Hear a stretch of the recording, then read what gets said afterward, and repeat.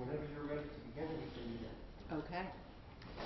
Okay. Good afternoon, everyone. I am Sarah Eckhart. I'm the Travis County Judge. I also want to welcome, we have the Cedar Park Mayor, Mayor Van Arsdale here. We have the Round Rock Mayor, Craig Morgan, the Austin Mayor, Steve Adler, the Williamson County Sheriff Chody, Williamson County Commissioner Bowles, Williamson County Judge Gravel. We also have Dr. Palazzo, who's the public health doc for Williamson County, as well as Dr. Escott, who's the public health doc for Travis County and the City of Austin. It's great to have this incredible regional unity here today on to face together the challenge of COVID-19. Our best enforcement in this challenge is our responsibility to each other. And this gathering of leaders from across Central Texas shows an incredible sense of responsibility to one another. COVID-19 depends on us to pass it from person to person. We have a small window of opportunity in which to flatten the spike of infection by taking aggressive steps right now. So, over the next days and weeks, I am calling upon our community to be strong, to be unified in maintaining social distancing. We will find new ways to work, play, and worship together. We will find ways to stay connected while preventing the spread of COVID-19 in our community through social distancing. So today, I have signed an order to stay home and work safe. The details of that order will be coming out over the course of the next hours so that people will be able to take a look at the order themselves and understand what it means for them. But at the end of the day, what it means is that we're asking our community to stay home to the greatest extent possible. We've identified specific industries and ways those industries could stay operating because they are essential. But if it is not an essential activity or an essential business, we're asking folks to stay home and to stay safe. So with that, I would like to introduce Dr. Escott to come up and brief us on the facts underlying this order and why we've gone to this aggressive but necessary action so that folks can stay home and stay safe. Dr. Escott.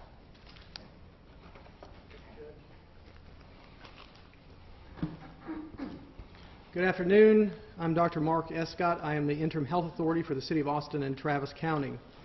As of today, our jurisdiction has 86 confirmed cases.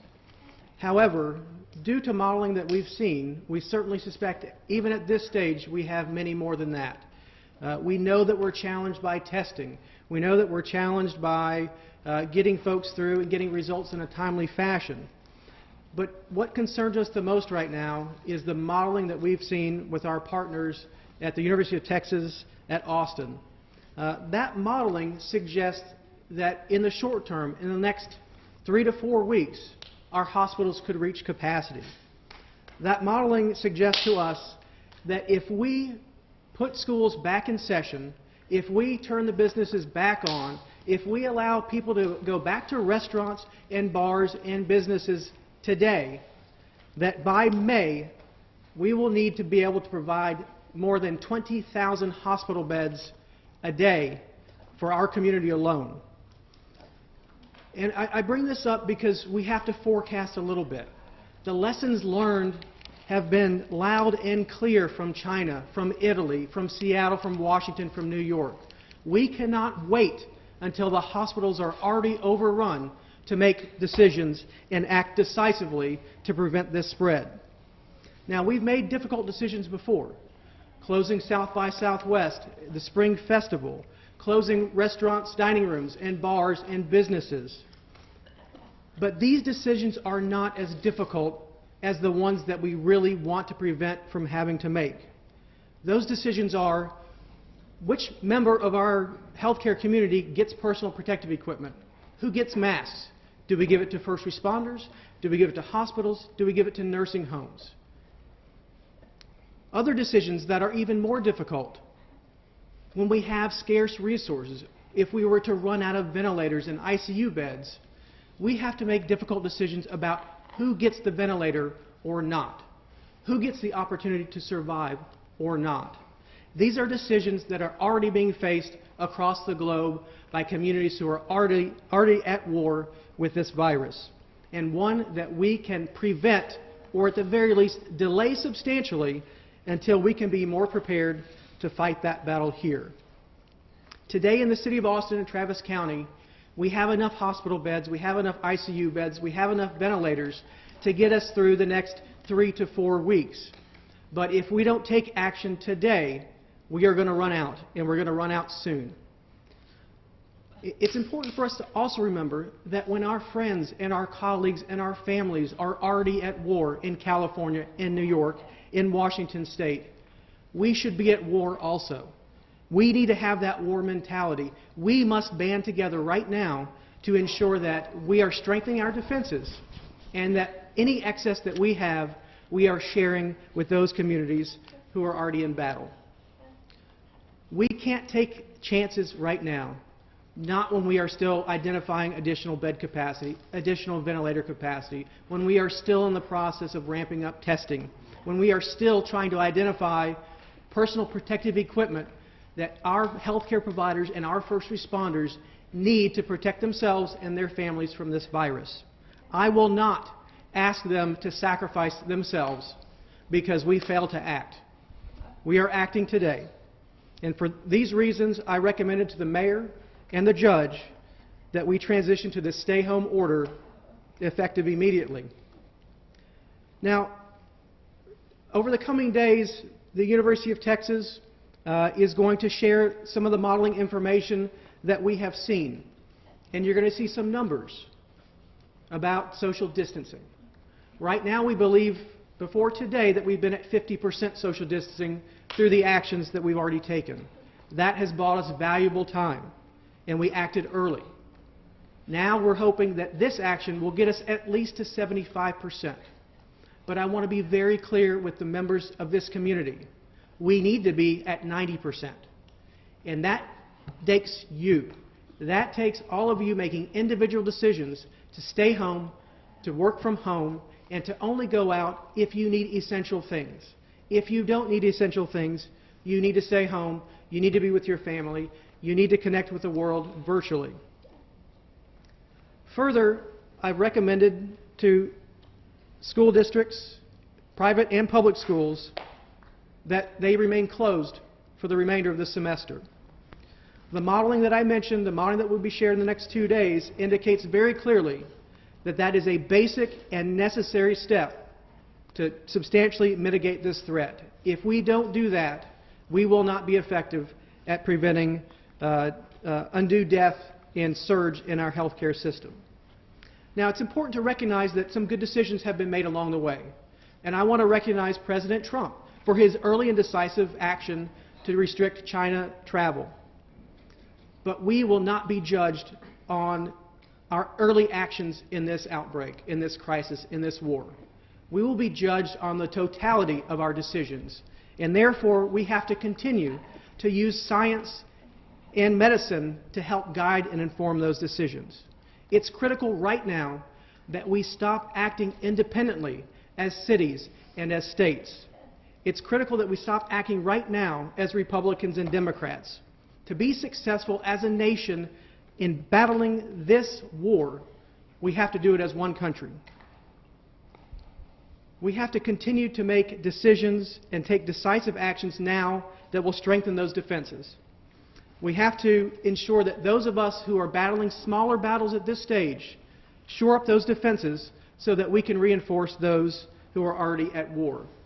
We have to continue to choose strength over fear in the face of adversity. But to do this, we have to do it not as individual cities and states, but as one United States. Together we can save thousands of lives in America. We can save thousands of lives right here in our community. But to do this is dependent upon the whole community. That's staying home. That's using good hygiene. That's supporting those that still have to work. Our first responders, our healthcare workers, our sanitation employees. Those essential employees are going to be hit hard. They're going to have to work hard to support the rest of this community. It's up to our entire community to support them. I'll now ask Dr. Lori Palazzo who is the Health Authority for Williamson County, to come to the podium.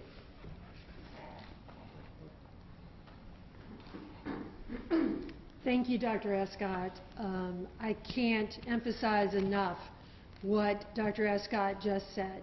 We do have to work together. This is important for us to do this and to make this move, that we all do stay home and stay safe. As you may know, 8 of the 10 deaths in the United States have been in persons over the age of 65. In Williamson County, we have 74,000 residents who fit into this category. Our goal is to protect all our residents, but especially this vulnerable population. That's why we've sent out control orders with strict infection control for all the nursing homes, assisted living facilities, retirement communities. And that's why I stand behind this decision to go even further with stay home, stay safe, to protect everybody, but especially our vulnerable citizens. Thank you very much for helping us, and please, let's all work together in a united front to keep everyone safe. And now, Judge Gravel from Williamson County will come speak. Good afternoon. I'm Bill Gravel, the Williamson County Judge, and I want to say first thank you to those that are a part of the Central Texas community and the region and the collaborative effort that we've used in working together. I especially want to say thank you to Judge Eckhart in Travis County and how we've been able to partner together, because we have cities that cross county boundaries. I want to say thank you to Mayor Atler, because we have Austin in Williamson County and Travis County. I want to say thank you to Mayor Morgan in Round Rock, who is in the same situation, as well as Mayor Van Arsdale from Cedar Park. What we're talking about today is not just a county approach, but a regional approach to fighting something that we're facing. The coronavirus knows no boundaries. It knows not Williamson County or Travis County. It knows no boundary of white or black or young or old. This virus knows no boundaries. So we must, as a community, come together and work together collaboratively. I've signed an order effective at midnight tonight for Williamson County to stay home and stay safe. During the Stay Home, Stay Safe order, you can check that out at your Travis County website or your wilco.org website and find those particulars that would pertain to you. What we're really asking for Central Texas to do is to come together and work as a region to care for those that are around us. Let's use technology in the next many weeks to communicate with our friends and to check on those. The greatest concern that I have as county judge and as a leader in Central Texas is for our individuals in our community that are alone, or perhaps they are afraid. Use this time to check on the seniors and the young and those that are alone near you. Use the technologies that we have to connect with each other. This is a time where the region comes together to be creative and innovative. And I want to say to the governor of the state of Texas, I respect you, and I trust the decisions that you're making for our Texas. I understand that you haven't issued a statewide order, and I completely understand what you're doing. I know that you're responsible for 254 counties, and we're only responsible for 2. We respect your decision, we need your support, and we need your help today and in the days ahead. I'm proud to introduce to you a man who I think has been a stalwart during this time, the mayor of the city of Austin, Mayor Steve Adler.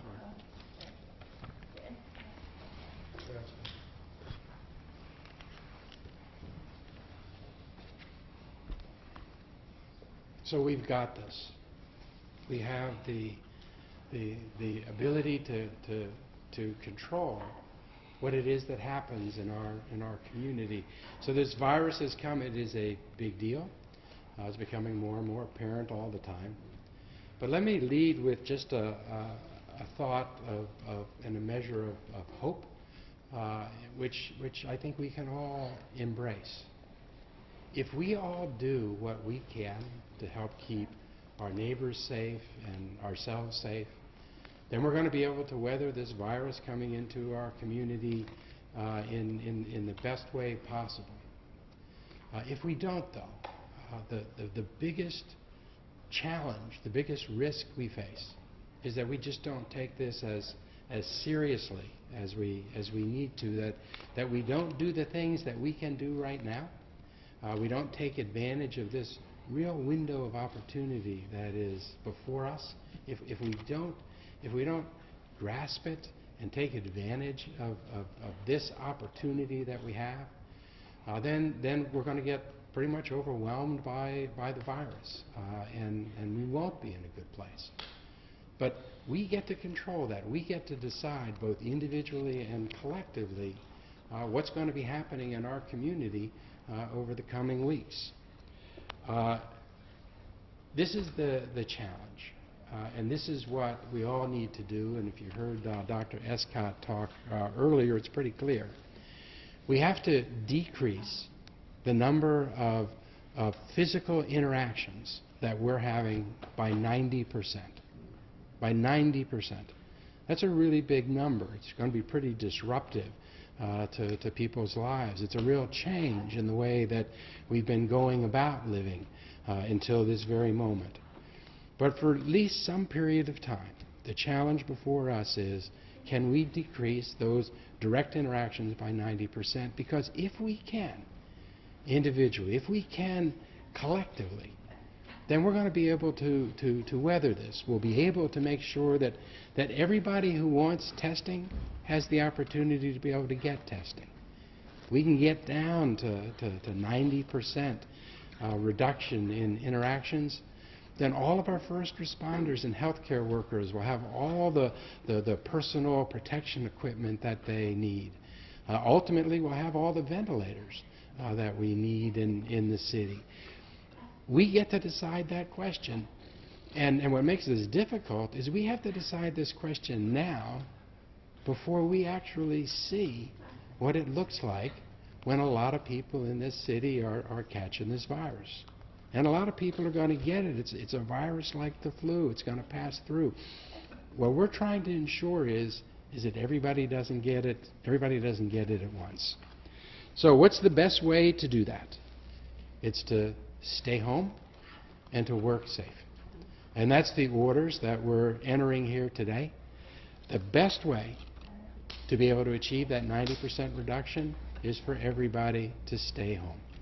And to the degree that you can, everybody should be staying home.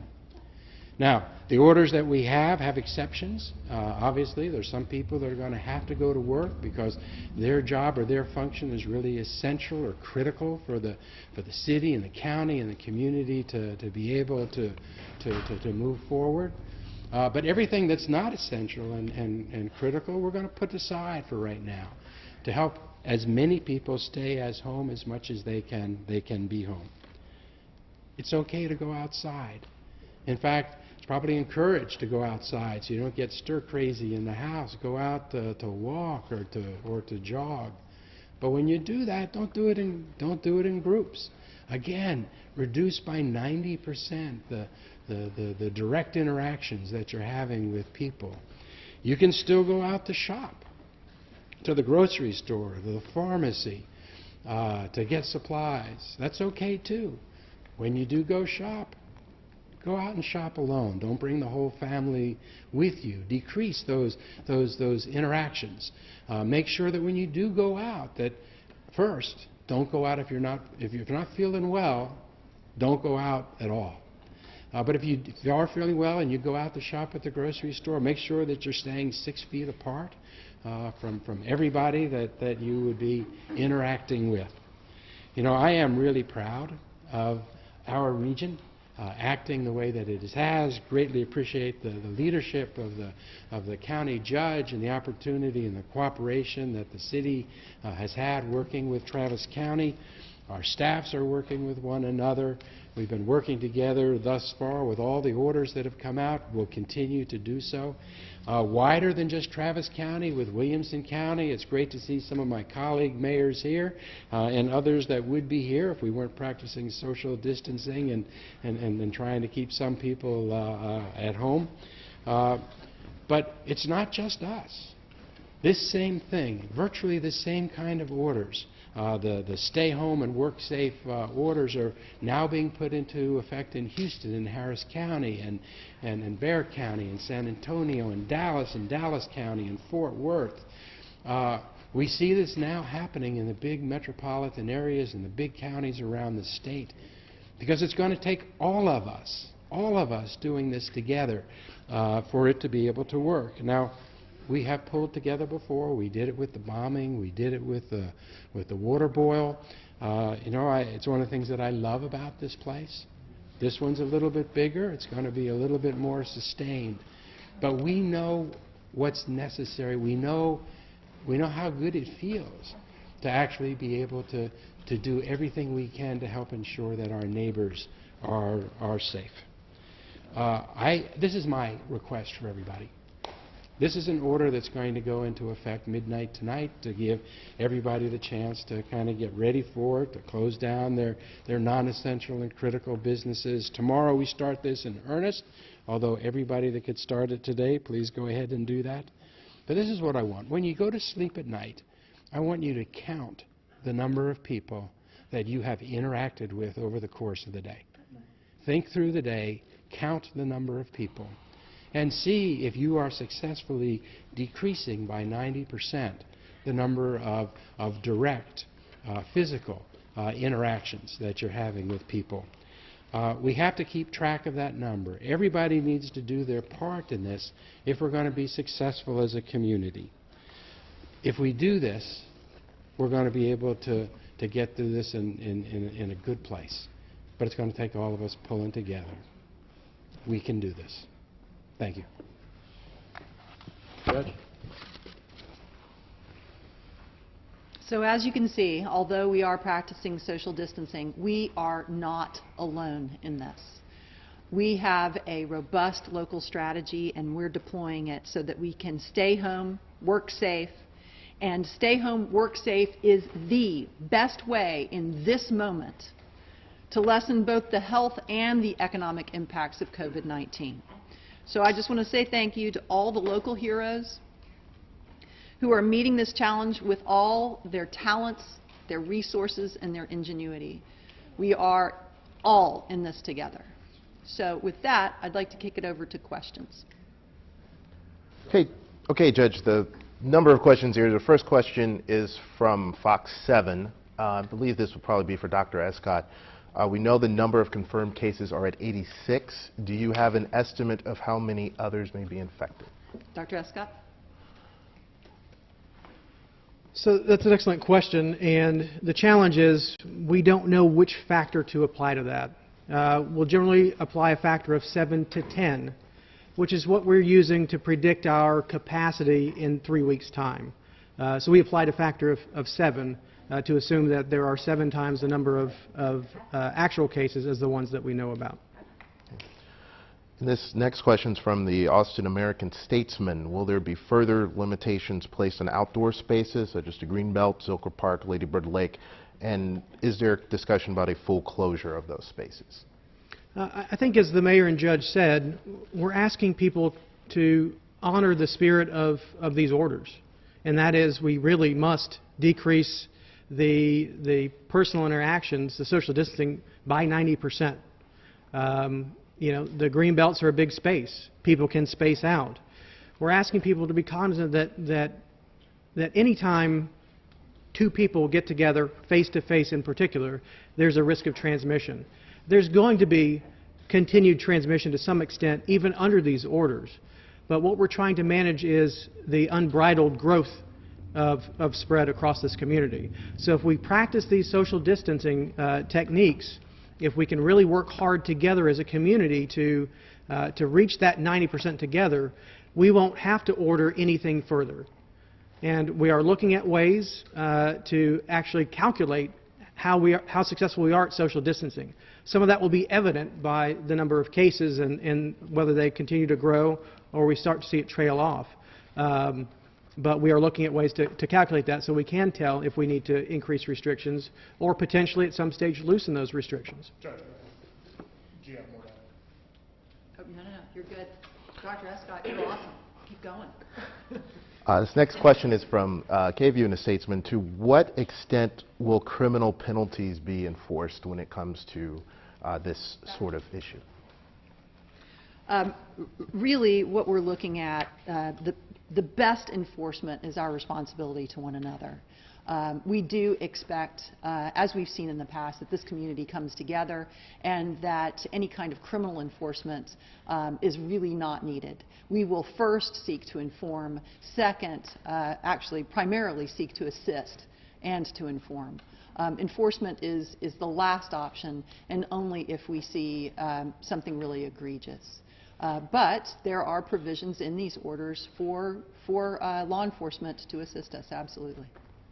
While I have you up there, Judge, another question from the Statesman was any further sort of escalating of this, or is this sort of the highest thing we could do? Is there sort of a full lockdown or further restrictions or something on the table? Would there be anything that would lead to more As restrictions Dr. like this? Escott mentioned, we are hoping that this is what is needed because we will achieve a 90% compliance in order to reduce circulation of individuals and thereby reduce the circulation of COVID-19 in our community. We are really relying on our local heroes to reduce those social interactions, to keep that social distancing up, and to do all the things that are detailed in what will be known as Exhibit B of these orders with regard to our health department's guidelines and requirements in order to reduce the spread of this disease.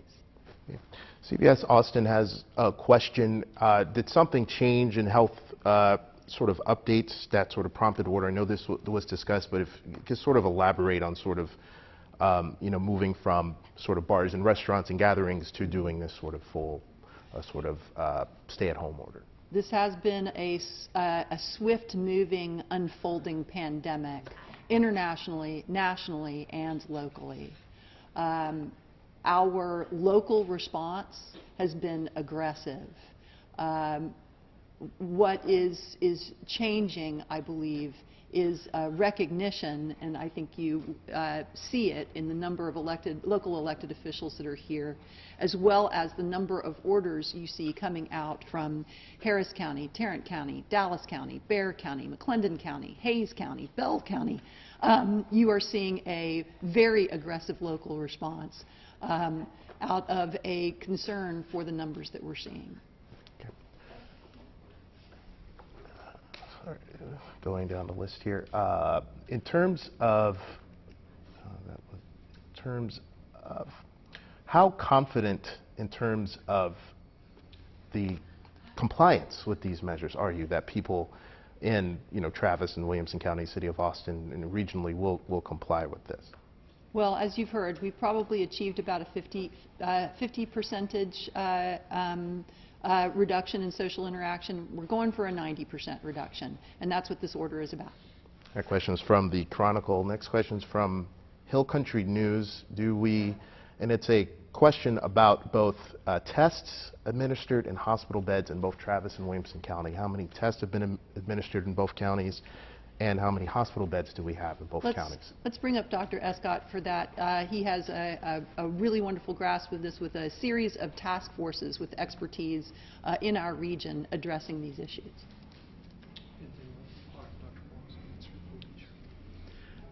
So we are working with our healthcare administrators from our big three networks, Baylor Scott and White, St. David's, and Ascension Seton, to identify both what our current capacity is as well as what our surge capacity can be with extra beds and vents and isolation rooms. So we're still in the process of developing those numbers and identifying additional sites where we could care for people that may not be located in a hospital. We are working on releasing a dashboard later today or tomorrow, which will give a status update for Travis County in relation to number of cases, some demographic information about cases, so that we can provide additional details. We have increased our testing substantially over the past week. We need to increase it substantially more. Again, we are limited right now by primarily right now by the swabs themselves and what we call the transport media that they go in, which are necessary to submit those tests. We have seen approval of a rapid test over the weekend by the FDA with the emergency use authorization, which will give us what we call a point of care testing available primarily right now in hospitals or soon in hospitals, but could be generalized to other clinical settings and outpatient settings, which could give a result in 45 minutes.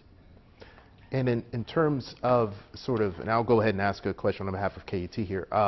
In terms of hospitals right now, are you seeing an increase in the number of reported symptoms reported to hospitals at this point that may or may not be reflected in the number of confirmed cases that are released?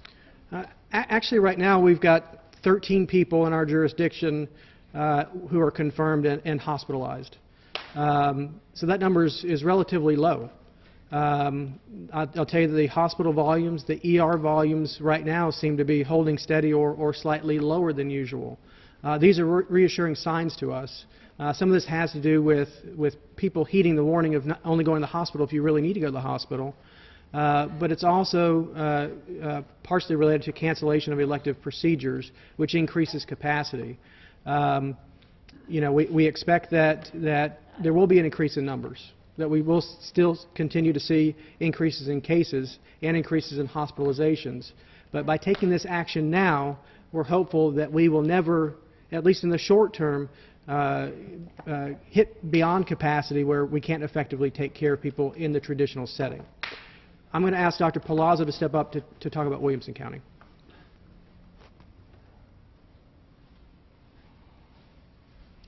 Thank you, Dr. Escott. Williamson County has the same similar numbers. We're a little bit less than Travis.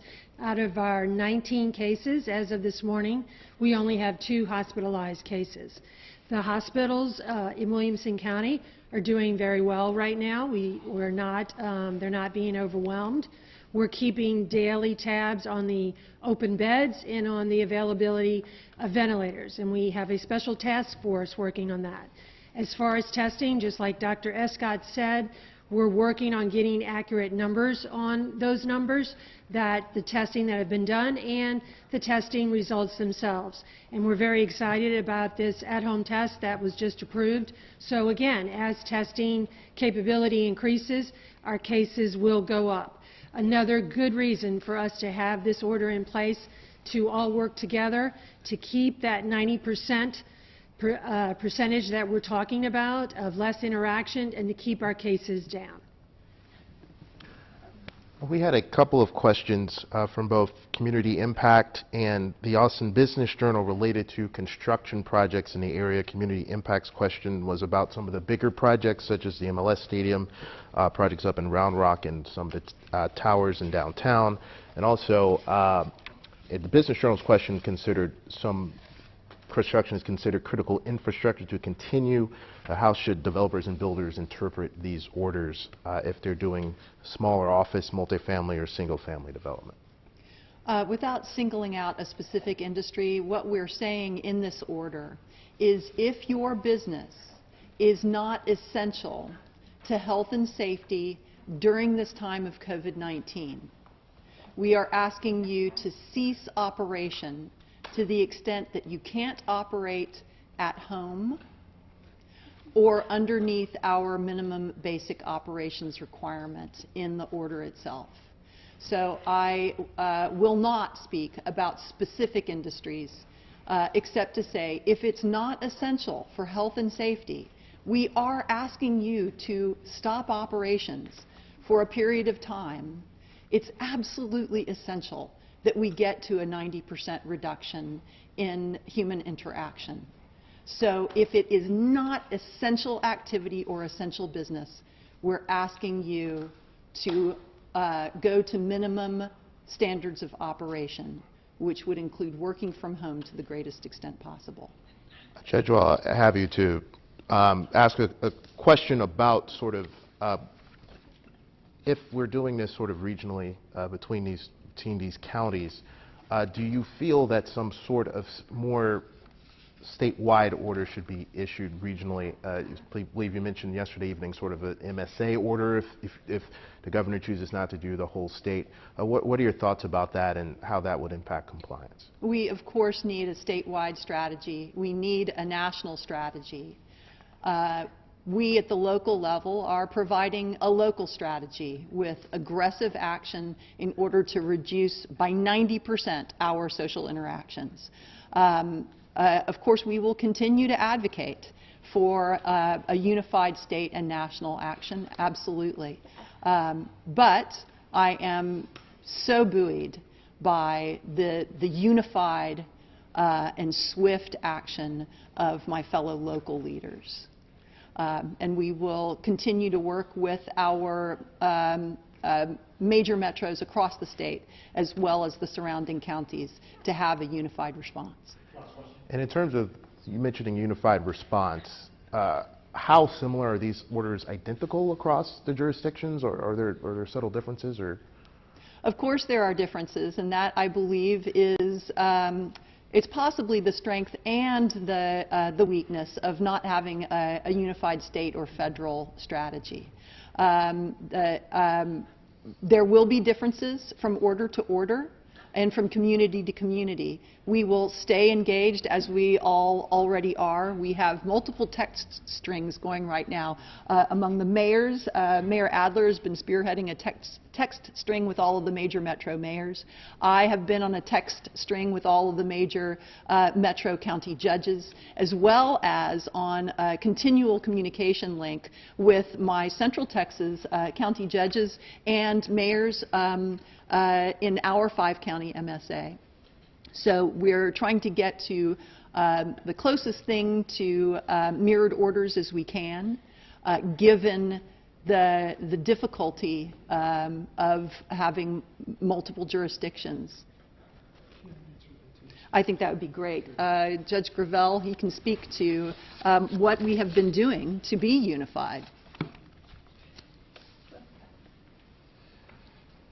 I want to first say thank you to all of the different media outlets and the platforms that you're using to help us tell the good story. I even know for some of you that are in the media outlets, this can be a turbulent time for you or a chaotic time for you.